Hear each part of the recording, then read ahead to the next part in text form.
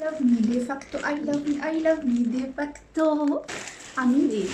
وحشتوني جدا جدا جدا جدا. الفيديو النهارده هيكون unboxing لاكتر ماركه واكتر براند انا بحبها.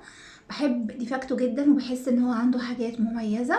طالبه الاوردر ده ولسه وصلني النهارده، حتى تلاقوني شكلي باين عليه صاحيه من النوم، فصحيت من النوم على طول قلت لازم اعمل لكم الانبوكسنج ده.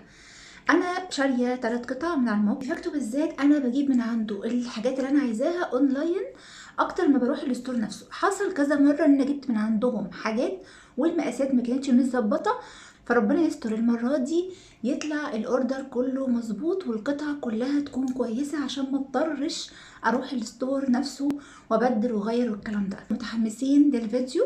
ولو اول مره تشوفوني اهلا بيكم، نورت القناه. ما تنسوش تعملوا سبسكرايب ليا وتفعلوا زرار الجرس ولايكاتكم الحلوه يا حلوين، ويلا بينا نبدا.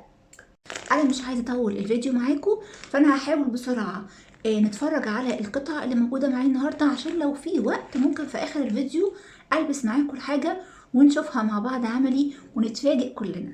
فيلا بينا، المقص بتاعي جاهز والشنطه دي اكبر من حياتي، فحتى مش عارفه افتحها منين. بسم الله الرحمن الرحيم.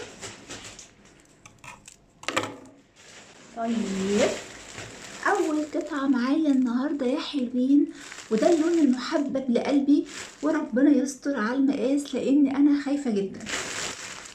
هضطر ان انا افتح دي اكتر فقره كلنا بنحبها، صح ولا غلط؟ يعني متحاولوش ان انتوا تقولوا لا. اللون المحبب لقلبي يا شباب. بصوا بقى كده، تمام. ربنا يستر عشان شكله واسع، فربنا يستر. كلنا دلوقتي هنقيس ونشوف المقاس هيبقى عامل ازاي. هو الكم بتاعه فيه اسوره كده، بس من تحت برضو فيه الحركه دي. وانا ده اللون اللي انا بعشقه، صيف وشتاء انا بقيت احب الالوان دي وبعتمدها على طول. فدي اول قطعه معايا، هقيسها معاكم في اخر الفيديو. نخش على القطعه التانية. تاني قطعه معايا النهارده وهو اللون المحبب ليا برضو. انا ده بعشق اللون ده يا جماعه، واللون ده بالنسبه لي يعني عشق. اللون الاسود يا شباب، وغالبا كده ده هيكون صغير لان ده الظهر بتاعه وده الوش بتاعه، المفروض ان هو لونه اسود. وفي الشكل ده، انا مش عارفه انتوا شايفينه ولا لا، واضح معاكم. والسويت شيرت ده اتقل من السويت شيرت التاني، يمكن التاني خفيف شويه وده يمكن اتقل شويه. انا عايزه اشوفه من جوه عامل ازاي. اللي هو فيه وبره خفيفه كده من جوه ناعمه، فده ممكن يكون اتقل شويه. انا خايفه من المقاس، هو ده يعتبر قصير شويه عن التاني. التاني المفروض ان هو اطول من السويت شيرت ده، فطبعا هقيسه معاكم في اخر الفيديو وهنشوف دنيته ايه. اخر قطعه معايا النهارده، وطبعا واضح ان هو جينز، فيلا بينا نفتح ونشوف الدنيا عامله ازاي. والستايل ده انا حباه جدا الفتره دي، بس لسه بقى لما اقيسه واشوف هيبقى عامل ازاي. شايفين القصه من فوق عامل ازاي؟ عامل كده. انا خايفه يكون صغير.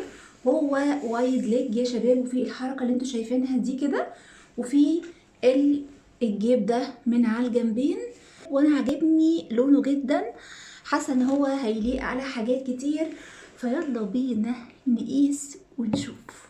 كده يا شباب شكل البنطلون بعد ما لبسته. حبيت البسه لكم الاول لوحده عشان تشوفوا الستايل بتاعه عامل ازاي، وبعد كده هقيس عليه السويت شيرتات اللي انا جايباها. هو كده شكله.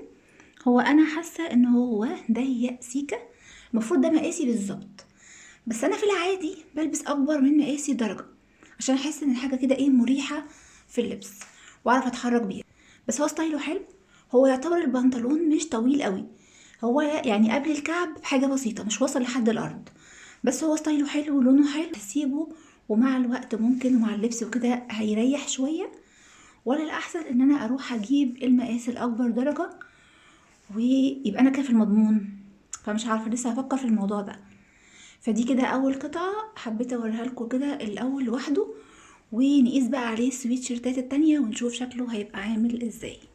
بصوا بقى كده السويت شيرت الاولاني اللي هو كان لونه بني خطير. اولا مقاسه حلو قوي، لونه حلو قوي، وكمان انا ما بحبش الحاجات التقيله قوي، فده عاجبني فيه جدا.